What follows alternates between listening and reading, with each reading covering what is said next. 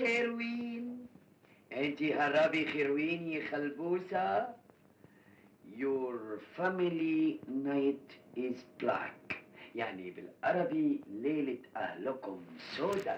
قامت جمارك مطار القاهرة بإلقاء القبض على الفنانة ميم شيل أثناء قدومها من الخارج بتهمة حيازة المواد المخدرة. تم الحكم على الفنانة بسنة مع إيقاف التنفيذ. الدفاع كان بيقول إيه؟ بطلان إجراءات التفتيش لحصوله في غيبة المتهمة وانعدام صلة المتهمة بالمضبوطات وبطلان إجراءات تحريز المواد المخدرة وإرسالها للمعمل الكيماوي. وتناقضت أقوال الشهود حول ضبط المتهمة وتفتيش. ردت المحكمة بإيه؟ أن المتهمة قامت بفتح أقفال الحقائب بنفسها وتبين حيازتها لمخدر الحشيش. أما عن المخدرات ضبطت داخل حقائب المتهمة وتحت سيطرتها الكاملة أثناء عودتها من مدينة نيويورك.